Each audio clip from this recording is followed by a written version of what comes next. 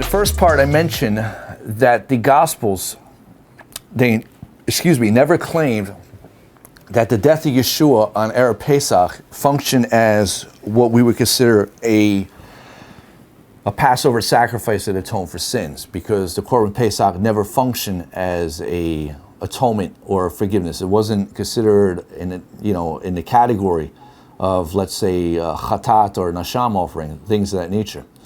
Rather, the Gospels mention that the body and blood of Yeshua was to be consumed as a form of theophagy for the forgiveness of sins.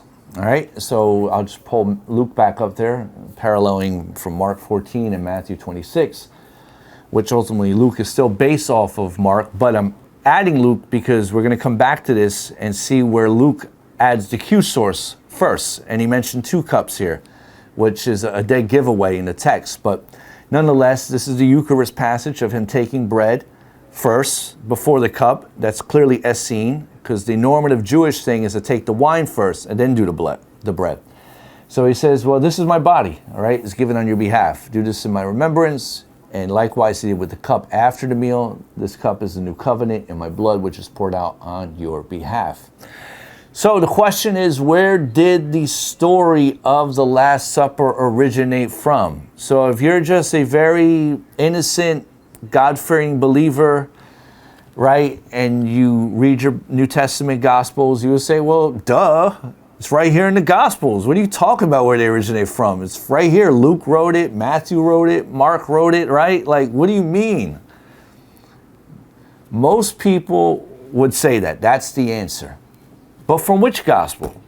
Which gospel came first? Is it Luke, right? Maybe Matthew, right? Maybe Matthew, because Matthew was the first gospel of the 4 gospels, right? Most people tend to gravitate to John first, then they go to Matthew, based upon their salvation experience, at least testimonial, what I've heard from many Christians. And by the way, there's nothing wrong with this stuff. It's not knocking anyone and being condescending. It's just to make people think. Which gospel's first, right? The average Christian doesn't know. They would say, well, Matthew's first, because that's in the actual order of the New Testament. But in each of these gospels, they're all saying the same thing.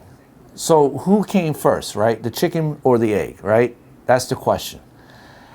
According to all scholars in Christianity, the Gospel of Mark is the first out of all the Gospels. The Gospel of Mark circulated between the years 70 or 80 of the Common Era. So it's right after the destruction of the temple. That's when it began to circulate. The earliest piece of New Testament literature that ever circulated was not the Gospels. Rather, it was the epistles of Paul. Specifically, 1 Corinthians was the first one. And it's only 7 epistles of Paul that originate from him, from his hand. The other, out of the 13, they're said in his name. In other words, like plagiarized, essentially. And there are people who wrote in his name. But there's 7 that are actually attributed to him that were in circulation. And once again, what are the original 7 epistles of Paul? It is Romans, 1st and 2nd Corinthians. And by the way, what we call 1st and 2nd Corinthians may very well be 7th and 8th Corinthians. Because when you read Paul's epistles, he talks about previous correspondence that he had with some of these communities that we don't have information on. What we do have is 1st and 2nd Corinthians. But once again, 1st and 2nd could be 5th and 6th, 8th and 10th. Who knows? So 1st and 2nd Corinthians, Romans, Galatians, Philippians, 1st Thessalonians, and also Philemon.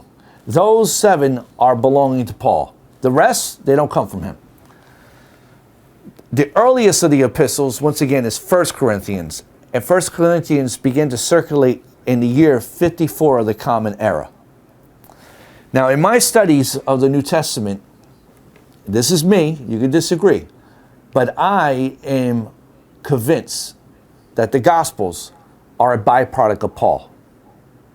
Okay? They're influenced by Paul. They all come from Paul's writings. As the first Gospel of the 4 Gospels, the Gospel of Mark contains identical verbal similarities to Paul's epistles, and I'll demonstrate this. So we go here to 1 Corinthians 11, 23 to 25, which is the Eucharist. Now pay attention to what Paul says here. I received from the master. Okay, in Greek, he used the word Kyrios. Adon is in Hebrew. Now, Kyrios in Greek, in the Septuagint, could be a title to refer to Hashem, Adonai. But Greek has a limited vocabulary compared to Hebrew in the titles that we address God by. So Christians tend to believe, oh, Kyrios is the title for God in the Old Testament, so Paul applies it to Jesus. Jesus is God, right? He's the angel of the Lord, this, that, and the third. That's their way of belief. I beg to differ. I don't think Paul's flat out saying that. But he is using a limited vocabulary from Greek compared to Hebrew.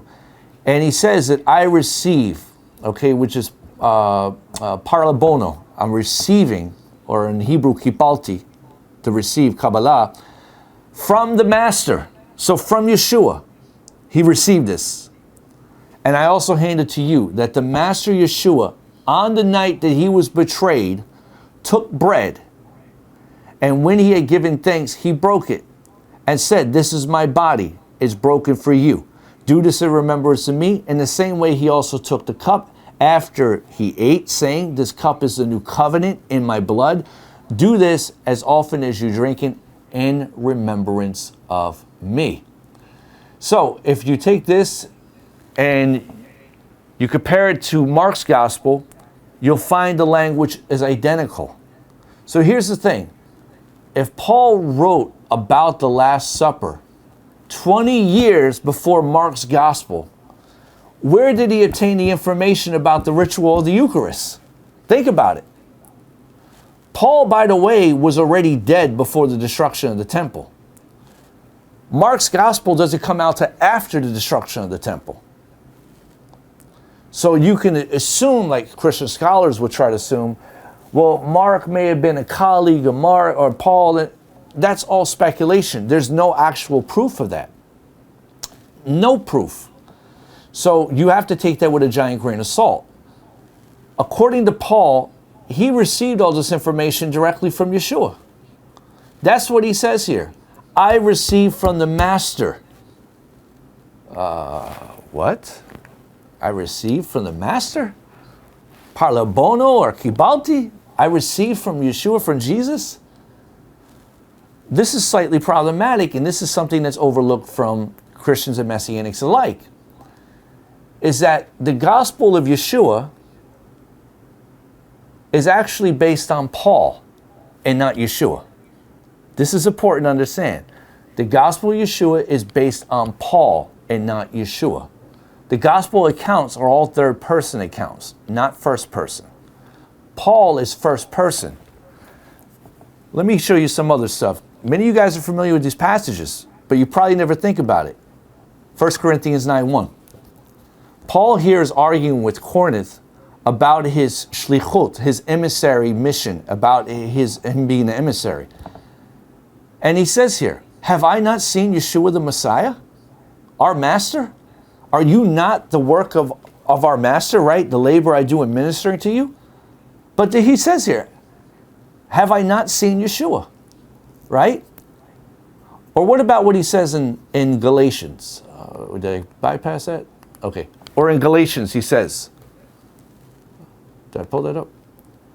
He tells the Galatians, after he's arguing with them, because he's going to set up in chapter 3 when he basically goes off on them for wanting to convert to Judaism, right? When they're supposed to be God-fearers and everything else.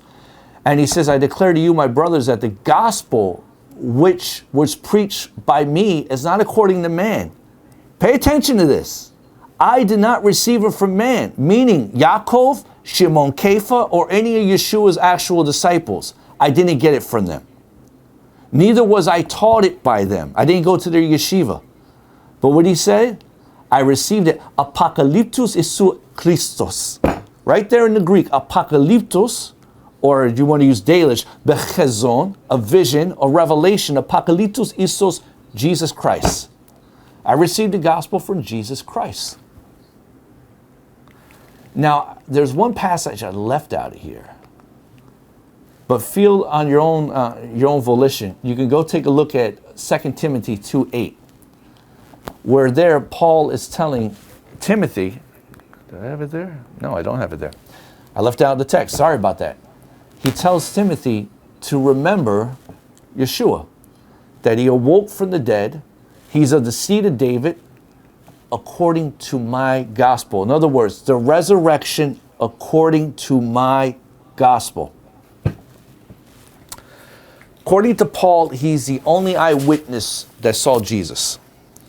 And so the resurrection accounts in the Gospels, and later on also 1 Corinthians 15, he would say, oh, he appeared before Shimon, he appeared before them, and then he appeared to me last, right? That's in, I think, 1 Corinthians 15:8, he mentions that, when he wants to argue about him having authority like the other Jewish disciples, apparently. And so he makes that, and people will say, well, he's testifying that he appeared to them. But where is their account of his appearance? So why I bring this up is that when the resurrection is talked about in the Gospels, Christianity is based off of the resurrection. You'll hear Christian pastors and scholars say, if Jesus didn't rise from the dead, there would be no Christianity, because that's what Paul preaches. But the problem is, does Christianity understand Paul's definition of resurrection? And the answer is no. Paul's not infatuated with a physical resurrection of Yeshua. Paul understands the resurrection of Yeshua deals with the internality of the soul. It has nothing to do with a physical corpse coming back from the dead. And so the premise within most Christian circles is based upon a physical resurrection. Whoop-de-doo. In the Tanakh, we have people resurrected from the dead via the prophets. We don't go create religions out of them, right? The religion of Elisha, the religion of Eliyahu, right? We don't create a religion out of it. So Christianity has once again misunderstood Paul's writings, especially on the resurrection. And he tells Timothy, remember Yeshua, remember the resurrection according to my gospel. Everything is from him. So while it is way beyond the elucidation of this topic here for this class, the notion that the fundamental ideology and theology of the New Testament is based on Paul's mystical encounter with Yeshua and not the historical Yeshua should be shocking to many Christians.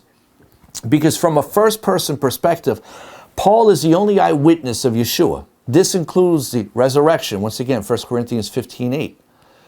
All accounts of the resurrection are second-hand reports, not first-hand accounts. Only Paul makes the claim of a first-hand account. That's important. And that means you have to understand, what does Paul mean when he talks about the resurrection?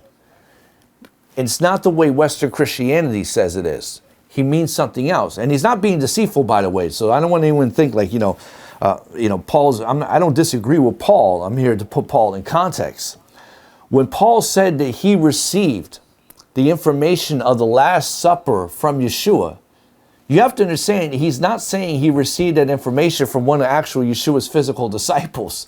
Yochanan, Yaakov, right? None of them. Paul used the same language to defend the revelation of his gospel and how it came down. He says he didn't receive it from the Notzrim, nor was he taught by them, but swears he received it through a revelation of Yeshua. That's exactly how he got this information. Once again, Galatians 1:11 through 12. Everything I'm preaching, the gospel, the resurrection gospel, everything he says is coming from him. It's not from the Notzrim, from Yeshua's disciples, the people that walked with him when he was alive. But it's from a revelation, Paul says he received. Now, I can tell you from an anti-missionary standpoint, that's all I need to hear to throw the New Testament in the garbage to say adios, okay? I really don't personally, I don't consider the New Testament the infallible Word of God because it's not infallible, contrary to Christianity's claims. But if I had no working understanding of Paul and I read this, I would say, this is a problem. Because Muhammad made a claim about the angel Gabriel coming to him and Islam started. Joseph Smith talked about the angel, whatever his name, Mormon, came to him with his golden plates in upstate New York. I don't know, there's definitely no gold plates in upstate New York, some other stuff up there. But anyway, it's like, that's the grounds for what the Torah says to stay away from. God didn't reveal himself to an individual. God revealed himself to the nation. And any vision that comes into existence via an angel or another deity that deviates from the Torah automatically is hands off. So you can't blame Jews when they read this and they see Christianity, and Christianity is the result of this, And you can say, oh, stay clear from Jesus, stay clear from Paul, stay clear from all of that. It's not for us. You can't blame them, because this right here is proof text. So the thing is, what does this really mean then? When Paul says, I'm the first-hand witness.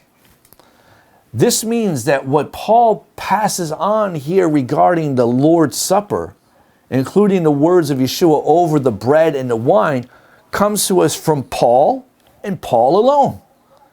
So while some people will be quick to dismiss Paul, once again, as being a deceiver, being some type of bipolar lunatic, claiming that his authority as an emissary was from a revelation of Yeshua, I would also caution everybody to study Paul more carefully. And once again, while it's beyond the elucidation of the topic here, I want to stress that instead of reading Paul through the Gospels, meaning Paul comes after the Gospels, as most people are familiar with, you need to read Paul independent of the Gospels. He comes first. His 7 letters are historically first. Then you go back to the Gospel of Mark, Matthew, Luke, John. The problem with the Gospel narratives is that each Gospel wrote for a specific purpose, and each Gospel was familiar with Paul to a certain degree.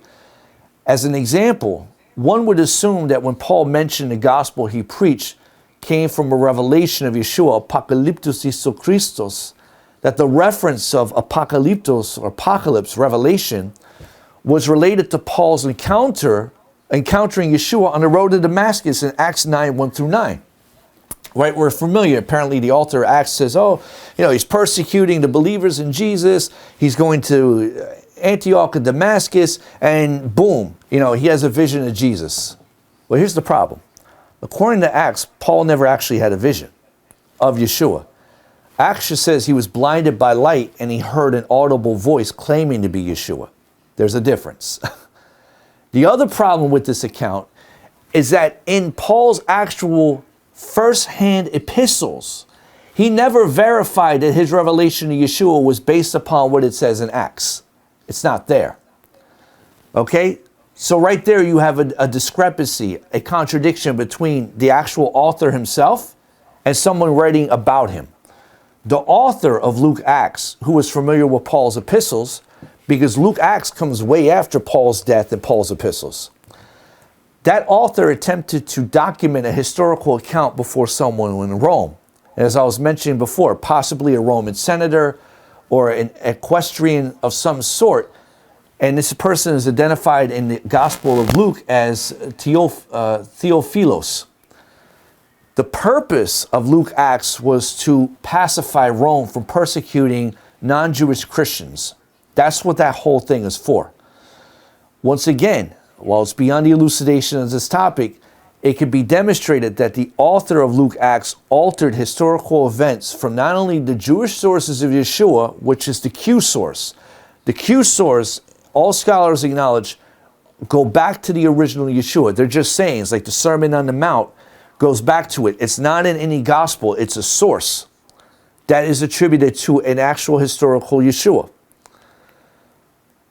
So therefore, while the author of Luke Acts attempts to alter the events from not only the Jewish sources of Q and also the events in Josephus, he does this to appeal to Rome.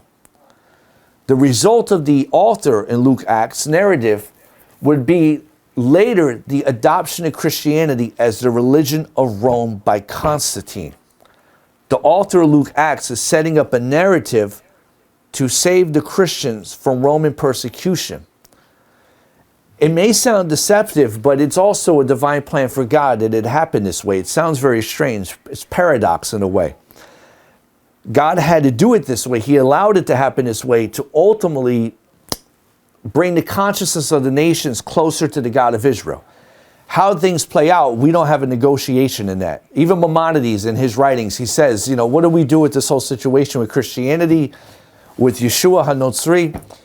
He says, there's nothing we can do about it. This is the divine will of God. These things happen this way. So even in the discrepancies of trying to validate the historical Yeshua, what became distorted through Christianity and the distortion of Paul's writing, God still allowed this to happen this way for his divine reason. So since Paul's account is the earliest we have on the Last Supper, the last meal of Yeshua, that means we also have to be very careful when we read the Gospels of Mark, Matthew, and Luke, all which have an identical account, but were written decades later. Therefore, we cannot begin with Mark, our earliest Gospel, and assume, oh, hey, Yeshua said these words at his last meal, and then we'll go to Paul afterwards, and that means Paul says when he received it from the Master, meaning he received it from the Gospel of Mark, because this guy Mark was with Yeshua. No, that's wrong. Okay? He's not echoing a primary account. Things are actually the other way around. Mark got his tradition of the words of Yeshua from Paul. Matthew and Luke also use Mark as their source. Okay? And they're also indirectly just repeating what Paul had said decades earlier. The only difference is that when it comes with Luke, we also see that he had access to a tradition that went directly back to Yeshua. The problem with Paul's account of the Last Supper that has become mistakenly understood as a Passover Seder, which it's not, as we just learned, is the reference to the bread and wine being used as a representation of the body and blood of Yeshua. Paul is our only source reporting that Yeshua spoke of the bread as his body and the wine as his blood. Mark, Matthew, and Luke derive their accounts from him.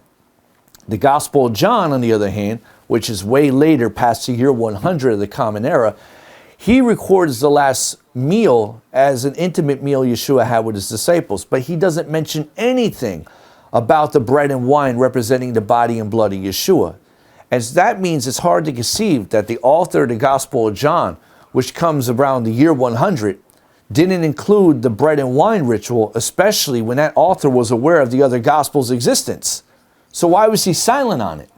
The silence from the author of the Gospel of John indicates that essentially he didn't agree with Paul's account maybe, or it didn't sit right in the context of a Jewish setting when the Torah prohibits the consumption of blood, even if it's symbolic. But as I mentioned before, I do believe, and this is my personal opinion, that when you look at the detailed last minutes of Yeshua and John's Gospel between chapter 13 to 18 of the last meal, between those chapters, when he records Yeshua in chapter 15 of John, talking about Yeshua being the true vine.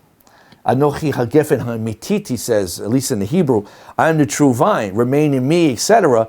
That's like John's commentary to Paul's Last Supper Eucharist. Like, what does that mean?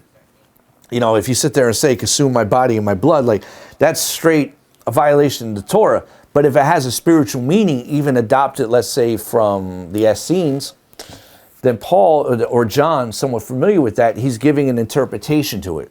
That's fine. There's no problem with that. He's giving a commentary. That's not a problem. But he doesn't mention it in relation to the other Gospels, how they mention it. So the problem, once again, at face value, with comparing the bread and wine to the body and blood of Yeshua is, once again, that goes against the Torah. Okay? The technical term of consuming the body and blood of a deity is called theophagy. Theo in Greek is God, and phagin in Greek means to consume, like to eat. Eating a god, right?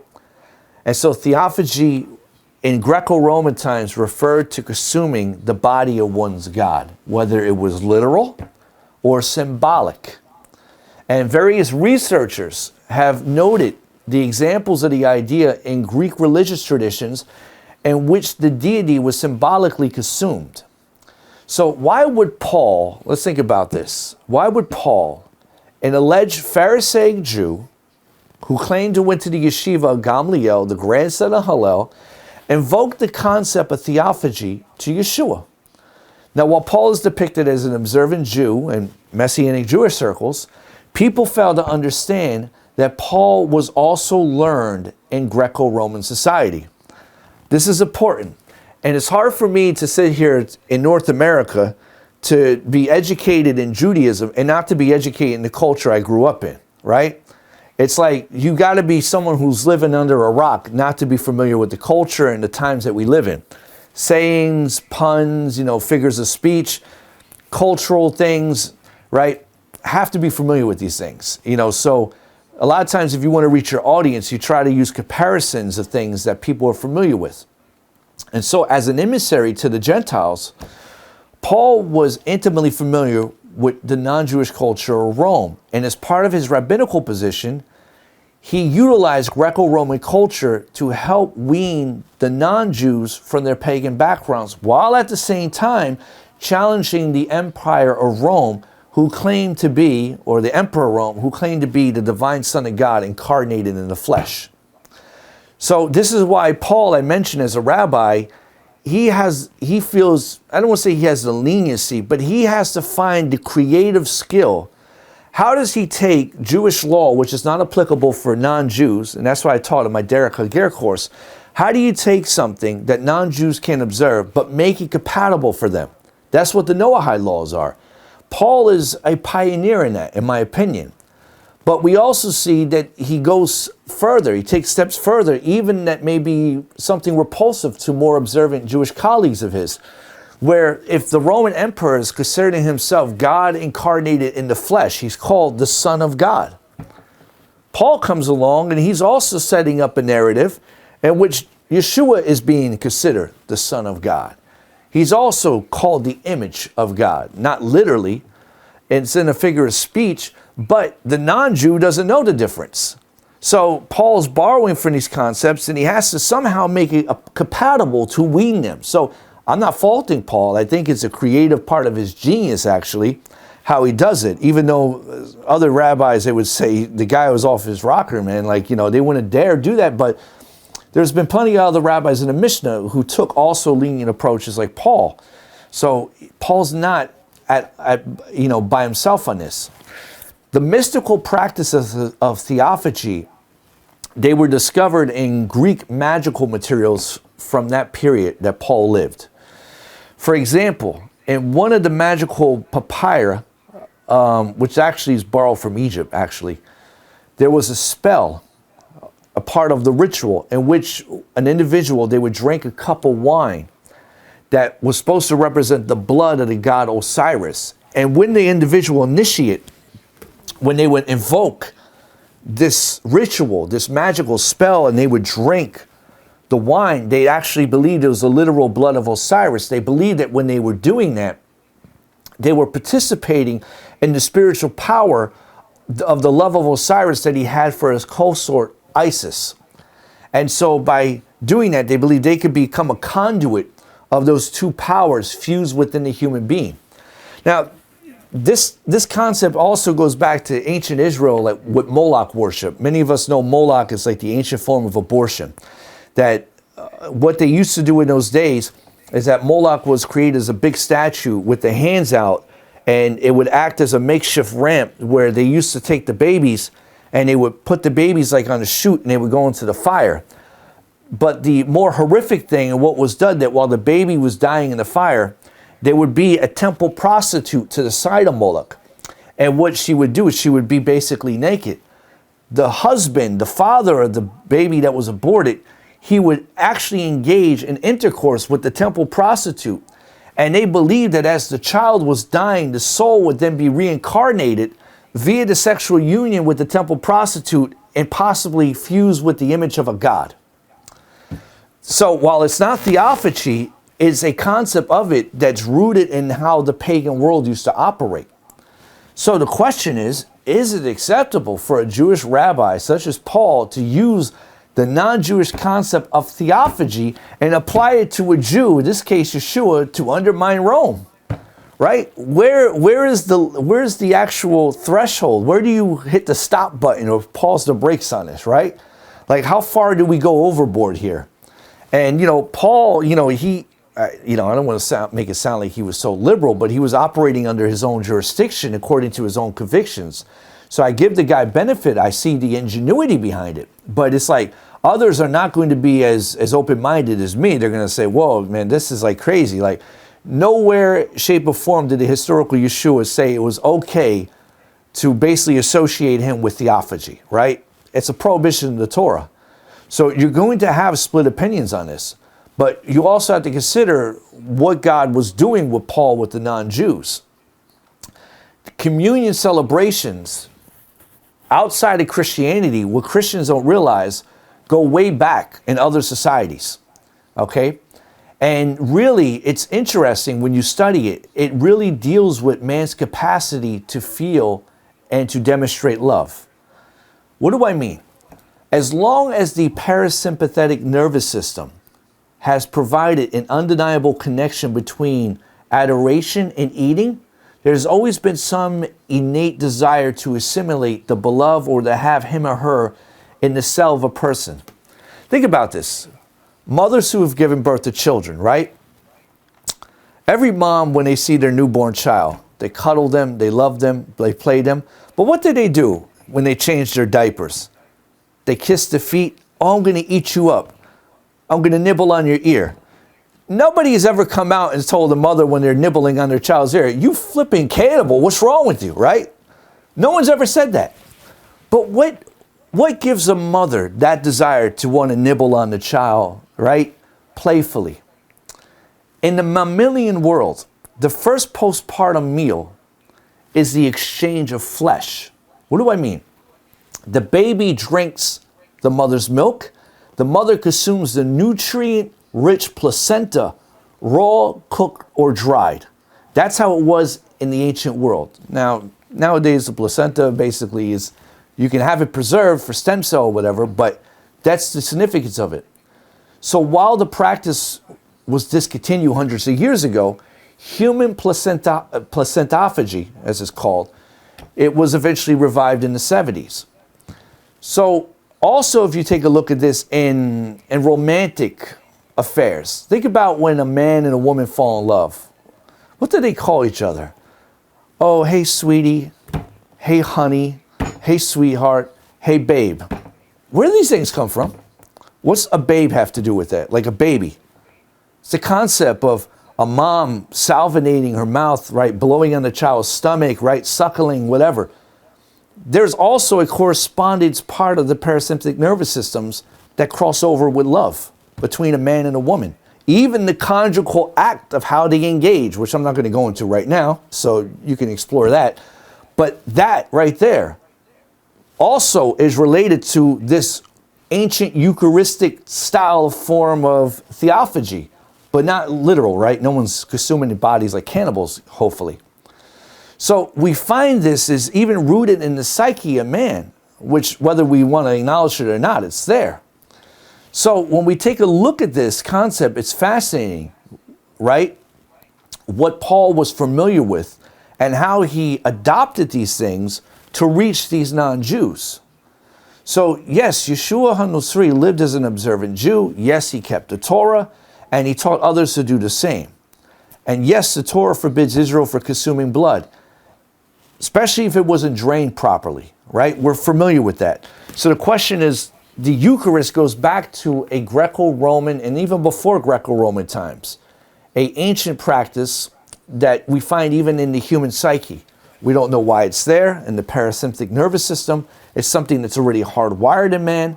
So I, in my humble opinion, believe Paul uses that. He's familiar with that psychological aspect of it, the Greco-Roman aspect of it, and he's going to now use that to make something compatible for the non-Jews.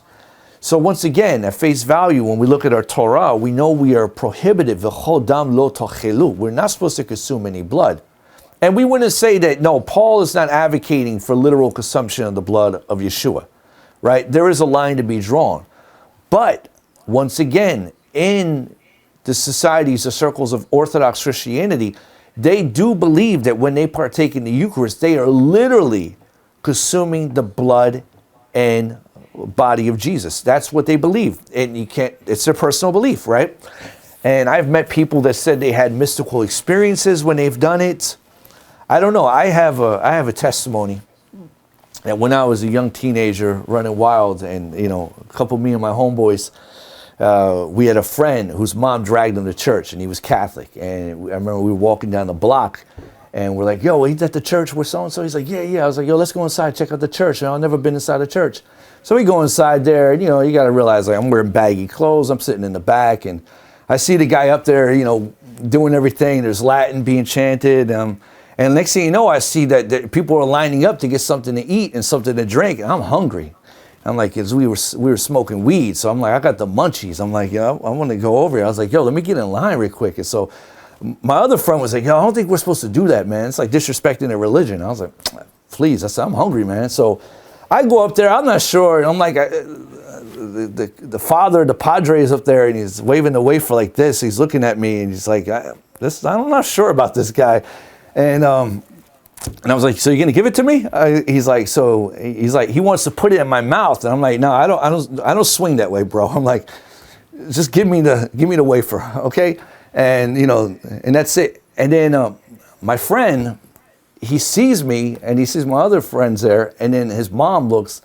Oh man, the mom was pissed. Like, yo, she went off on us. And next thing you know, we get like chastised, and the priest is like, are you Catholic? I said, no.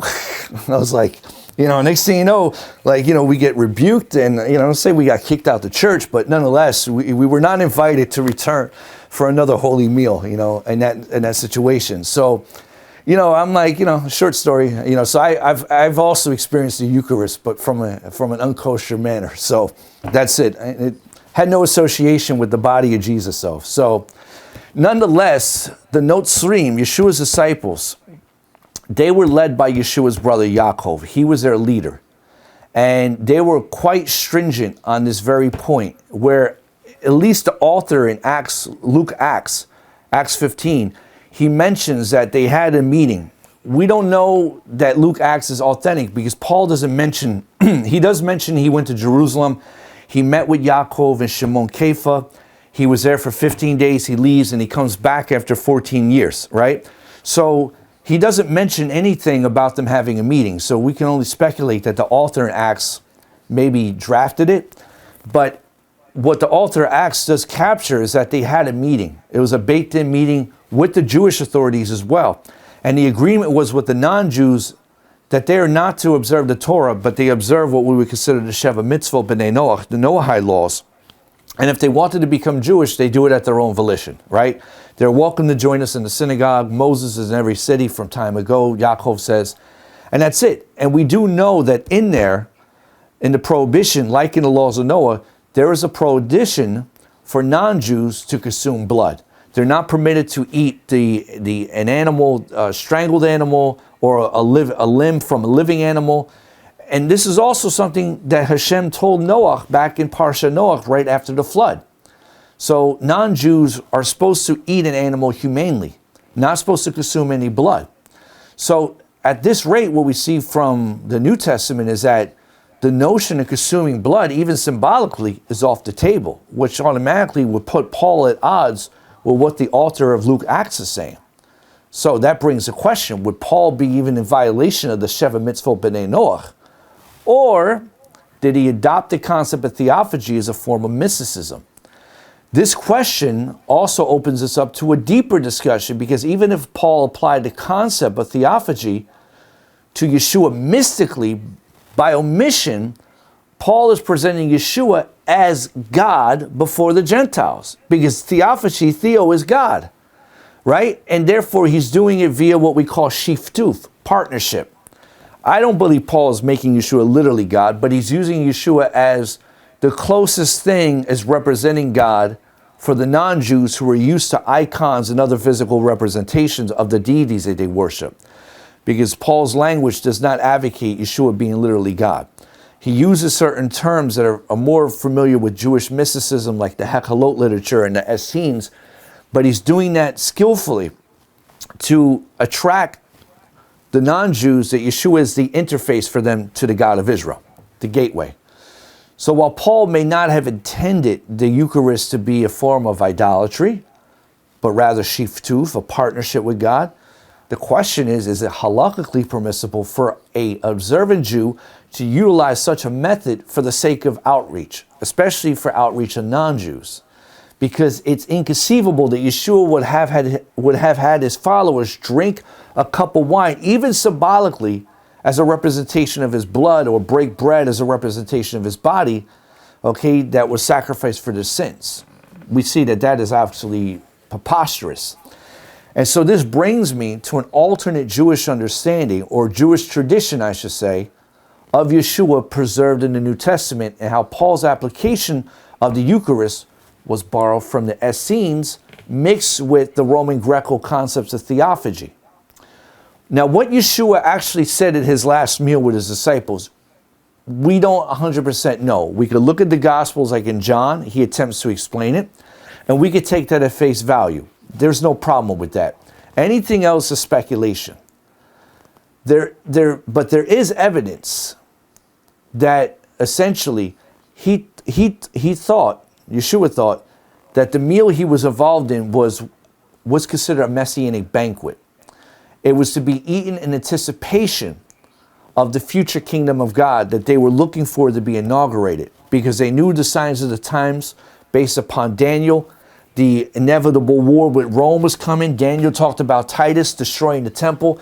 A lot of things were lined up in the calendar. The writing was on the wall. The Talmud talks about it too. Rabbi Yochanan ben Zakkai rebuking the temple, right? And there was other things absent in the temple. They didn't have the Ark of the Covenant. There's a lot of things missing, but the time of redemption seemed to be right. And so the Messianic meal was akin to a banquet. In fact, if we go take a look back at Luke's writings fully in detail here, which we'll get to now with the Q source, we see in verse 28 through 30 of chapter 22, Yeshua tells his disciples, you are the ones who have stood with me in my trials. That is why I'm letting you inherit the kingdom, just as my Father has let me inherit it, so that you may eat and drink at my table in my kingdom and sit on thrones to judge the 12 tribes of Israel. So even based upon the sources of the Gospels, where they come from, Yeshua was still very much giving the belief to his disciples that the time for the restoration of the kingdom of Israel is now. And this is what he's talking about. And so he goes on, I'm in the same passage here, okay, before I quote David Flusser.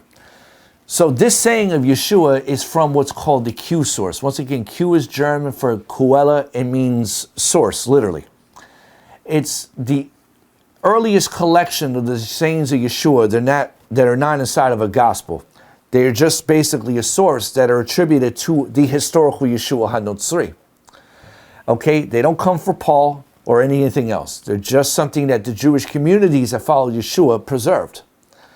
So what's interesting is that this saying that Luke includes relating to the Last Supper is that Luke's version of Q compared to Matthew, because Matthew also uses Q as well, is generally considered to be more accurate when it comes to the structure of Q. In fact, the late, great David Flusser, who was a professor at Bar Ilan University in Israel, phenomenal professor when it came to understanding the New Testament. He was infatuated with the historical Yeshua. He wrote, and this is in his book, Yahudut Mechrot HaNatzrut, Judaism and Christianity. He says, my research has led me to the conclusion that the Synoptic Gospels are based upon one or more non-extant early documents composed by Yeshua's disciples in Jerusalem. This is what they essentially believe the Q source is from, but they don't have anyone to point to. These texts were originally written in Hebrew and Aramaic. Subsequently, they were translated into Greek, which would be Koine Greek, the poor Greek, and passed through various stages of redaction. It is the Greek translation of these early Hebrew sources that were employed by the Synoptic Gospels. Thus, when studied in light of their Jewish background, the Synoptic Gospels preserve a picture of Yeshua, which is more reliable than is generally acknowledged. Luke, he says, preserves in comparison to Mark, and Matthew, who depends on Mark, that original tradition. So in other words, he's talking about the Q source here. Now the Q source, as far as what we have, once again, it doesn't cover the whole gospel narrative. The gospel narratives are redactions, as he mentioned, also pulling from Paul, and maybe some other information, depending on whatever the author's agenda was. Like the author of Luke Acts was writing to someone in Rome. But Luke preserves one of the actual preserved structures of the Q source. And we see it simultaneously, Luke relies on Mark's version as well of the last meal, which includes the tradition of Paul of the words of institution about eating the body and drinking the blood of Yeshua, being representative of the bread and the wine. However, surprisingly, Luke knows of this other alternative source okay, which is the Q source. And he ends up putting both of them in his gospel, which is greatly overlooked by people who read it. They just kind of, maybe they're so familiar with it. It's like the old adage, you can't see the forest from the trees, but it's right before you. So if you back up to Luke 22, verse 14, there it says that when the hour arrived, he reclines with his 12 emissaries. And he said to them, I have deeply longed to eat this Pesach with you before my suffering. So he wanted to have a Seder, but he doesn't. He has a meal. For I say to you, I would not eat it again until it is fulfilled in the kingdom of God. Then you go on to here. And here's what we find highlighted. He took the cup. This is the first cup. Made a blessing. This is the traditional blessing of taking Borei Pri HaGefen, the blessing over the wine. And he said, take it and distribute it. For I say to you, I will surely not drink the fruit of the vine for now when the kingdom comes. That's the traditional kiddush that we do when we have a meal. But then if you continue going on now, we find the second cup appears. Then he takes the bread, blesses it, breaks it, gives it to them, and he says, oh, this is my body, which is given on your behalf. Did he originally say this is my body? We don't have proof for that. That's from Paul. And that's incorporated from Mark, and then Luke borrows from that. And he says, do this in my remembrance, which is from Paul. He did likewise with the cup, second cup, saying, this cup is a new covenant in my blood, which is poured out on your behalf. So these are all added, okay? This is not original. So we have a first cup and then we have a second cup. And so when one reads both traditions as a unit, it makes no sense because Yeshua takes up two cups here, or the one cup two times. And he says two different things in relation to them. So when the two traditions are separated, each forms a discrete unit. And this becomes all the more significant since Luke chapter 22, 18 through 19 fits with what you would expect Yeshua would have said in a Jewish Messianic context. Now the Gospel of Mark, which Luke also borrows from, which is based off of Paul, also appears to preserve a bit of primitive Jewish tradition, since Yeshua is recorded concluding the meal by saying, truly I say to you, I will not drink of the fruit of the vine until it's in the kingdom of God, which is also from the alleged Q source that Luke is actually using. So we find that at the beginning. Amen, I say to you, I will surely not drink of the fruit of the vine again until the day when I will drink it in the kingdom of God. So if you compare the orange there that's highlighted with the orange in Luke, you can see the interpolation here, where certain things are being added from, cut and paste, right? How Luke is trying to work with this information from Mark, and Mark obviously is using Q, so that means Luke also uses Q, but also simultaneously is using Paul, which is the Eucharist background. And Matthew also pretty much piggybacks off of what he learned from Mark. So the reason that it's odd that this does not fit well with the Paul's version of this is my body and this is my blood tradition is that here Mark is basically referring to a Q source that seems to be more what it would have been expected of Yeshua in that scenario. Breaking bread, right, having a kiddush with his disciples, etc. And Yeshua is obviously not anticipating one day of drinking his own blood with his disciples. Like, listen, guys, right now we're gonna have to postpone, but we'll have a blood plasma celebration later on, right? He's obviously is not doing that. That's what's going to be the kingdom. So Mark knew something of the two traditions, but he mutes one while playing out the other. And maybe he was bothered by the idea of two different traditions of Yeshua blessing the cup, so he omits the second one or the first one and puts the second one in. But he preserves a saying with Q that is more concise with the first cup. These are vital pieces of information that people take for granted when they read their New Testament, because they're just going with the flow. And you have to stop and you have to learn to study the New Testament like you would do with the Torah. You have to ask questions. You have to look. Most people also, they don't have the tendency to compare the Gospels to one another. Because even though it's been raised when people question the validity of the Gospels, oh, well, one contradicts the other one. Christian apologetics will say, oh, well, it's like having four people in a car accident. They all have their different perspective. No, bro, no one's in a car accident over here. It's not the same thing. everyone's writing at different periods of time as well. It's not everyone's in the same car in a motor vehicle accident. It's not the same. It's a very weak argument. And people resort to those weak arguments because they have not done due diligence to study this. That's all that is from. So nonetheless, what we see is that Luke, he decides to leave both of these traditions in there. Both sources, I should say. And even though they appear to be contradictory, Luke leaves it. And so this convolution of Luke is what caused later Christian scholars and scribes, like in the Codex Beza, which is a Western text from the 5th century, to completely omit the second cup scene, to remove it. And that's why you can find, once again, depending on the eclectic texts of the Greek scholars, whether it's KSV, NIV, NASB, you might find one version has it, the other version doesn't have it, because it depends on which text they're working with. That's the problem with using multiple manuscripts. So the other issue here is, as we talked about earlier, is with the bread and wine blessing in the Gospels. It's in the order that they appear in. In Mark and Matthew and the second cup reading in Luke, the Gospels describe Yeshua blessing the bread before the wine.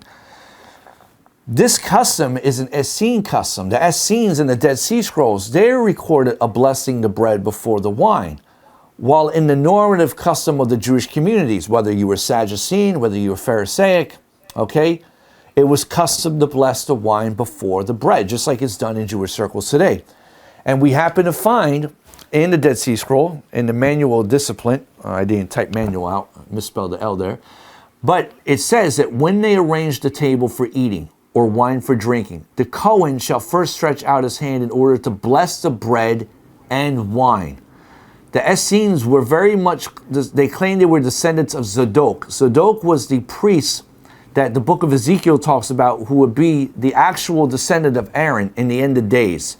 So the Essenes believed in the Mashiach, a third Mashiach, a Mashiach ben Aharon, a Messiah, the descendant of Aaron, where the other Jewish community believed in a Mashiach ben David, Mashiach ben Yosef. The Essenes believed in a priestly Messiah. And so they believed that when he comes, he's going to restore a proper Seder order to how you should follow Jewish law, right? The Essenes had a disagreement with not just their Sadducean counterpart, which were relatives via the Levitical family, but they were not true Kohanim in the line of the blood of Aaron, like they were via the sons of Zadok. Pharisees, on the other hand, they just basically had, religious indifference with them. That's all it was. I mean, like rabbinical indifferences. Now, according to the Essenes, they believed that in the Messianic era, there will be a Messianic banquet in which the Essene custom of hamotzi, blessing the bread, is done before blessing the wine, and that the normative Jewish custom of blessing the wine before the bread would be done away with, because after the end, which halakha remains? It's going to be the Essene halakha. Just like in today's day and age, when halakha is followed, everyone says, well, we follow the halakha via the school of Hillel, not the school of Shammai. But when the temple stood, many of the Jewish community and the Pharisees followed the halakha of Shammai versus the halakha of Hillel. So the Essene says, fine, we're going to be the ones with the halakha in the end of days. This is what they said in the Messianic rule. When God brings forth the Mashiach, he shall come with them at the head of the whole congregation of Israel with all his brothers, the sons of Aharon the Kohen. And the chiefs of the tribes of Israel shall sit before him.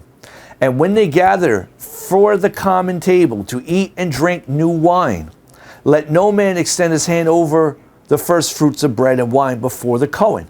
For he shall bless the first fruits of bread and wine. Thereafter, the Mashiach of Israel shall extend his hand over the bread, and all the congregation of the community shall utter a blessing. So here the Essenes is anticipating a halakhic order of blessing bread before wine, and this is their custom in their communities. Likewise, we read in the rule for the congregation. It says, a man should stretch out his hand on the bread and wine first before the Kohen, because he will bless the bread and wine first, and he will stretch out his hand on the bread at the beginning. So based upon Luke's original reading in Luke 22, 18 through 19, which is from the Q source, it would appear that Yeshua's last meal, at his last meal, Yeshua followed the normative Jewish practice of blessing the wine before the bread. However, based on Paul, it would appear Paul borrowed or was influenced from the Essenes' Messianic anticipation of a Messianic banquet and applied that to Yeshua. So in other words, this wine I want to drink, we'll eat it in the kingdom, that's being projected from the Essenes onto Yeshua. Not to say so much projected, but Yeshua may have also shared into it, believing that they were living in the end of days in those times.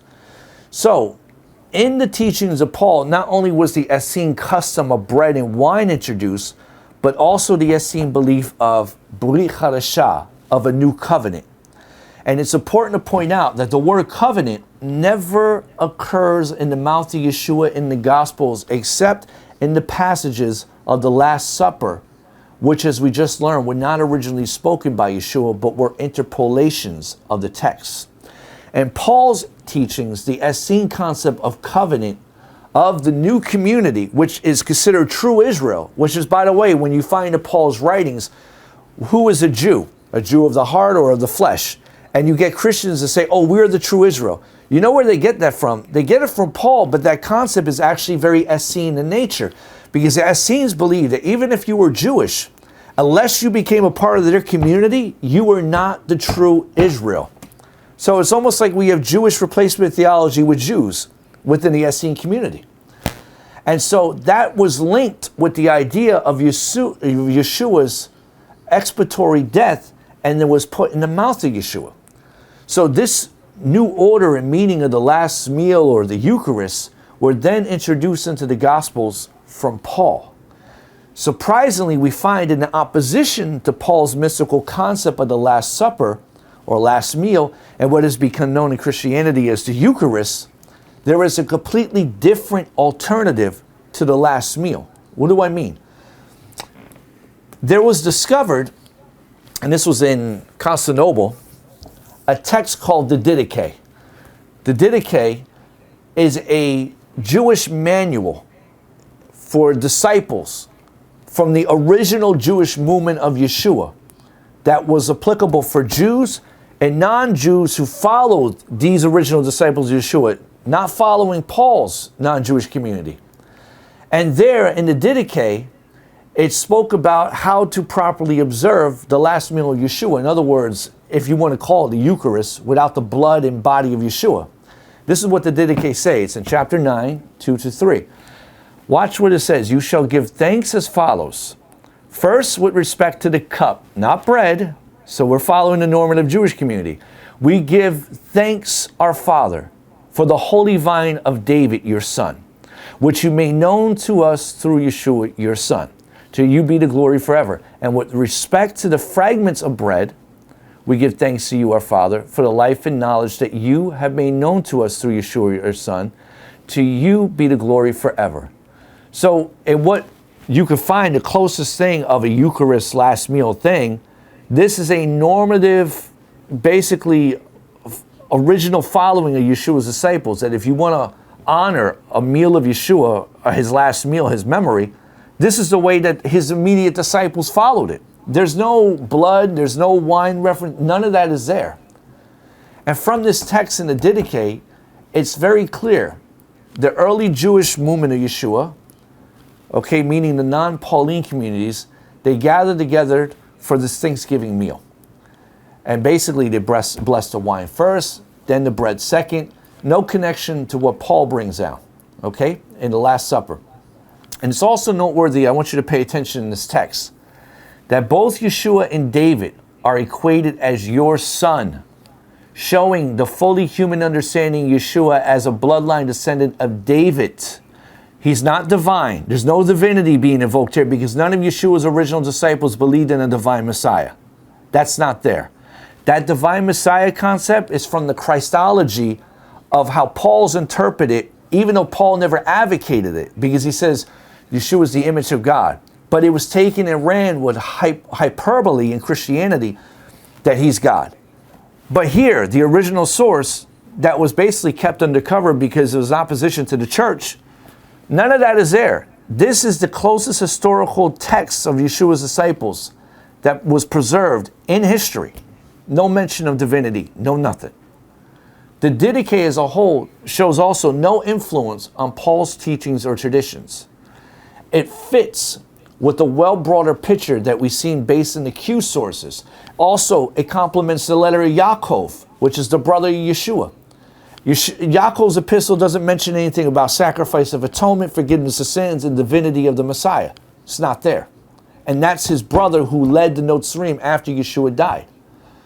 So, what we learned from the non-interpolated text of Luke, based on the Q sources, that in his meals, Yeshua behaved as a non-sectarian Jew, if I can say that, normative in the sense of blessing wine before the bread. And in his last meal, he did express his eschatological hopes, which is the full restoration of the kingdom of Israel. And then he also hinted at his imminent death. Later, under the influence of Paul, the Christian communal meal, as aligned with Essene influence, known as the Eucharist, is what eventually became the fundamentals in Christianity. And so to this day, the church observes it in that manner. The only difference is with the Messianic movement, it just Judaizes it in attempts to try to put it back into a Passover thing, but it's not. It's like trying to fit basically, basically a square in a circle peg. It doesn't work that way. It can't happen. You can't have your cake and eat it too. So with that said, and that will bring me to an end of this, and I'll open things up for any Q&A, any comments or clarification.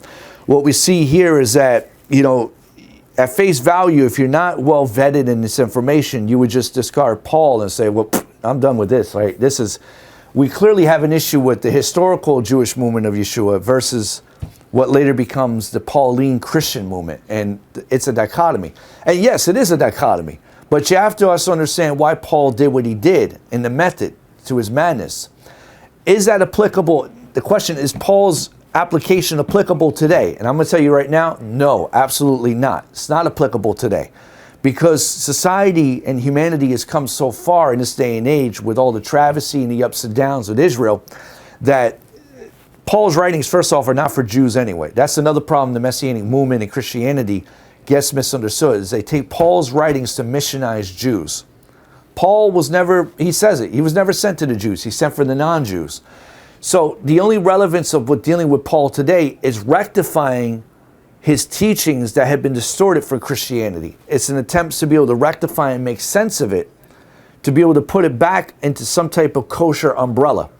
Once that's done, that can help open the eyes of the Christians to be better formally understood with what they're doing and what they're involved with, okay? And to make better sense, and they can renounce any of the idolatrous aspects of Christianity.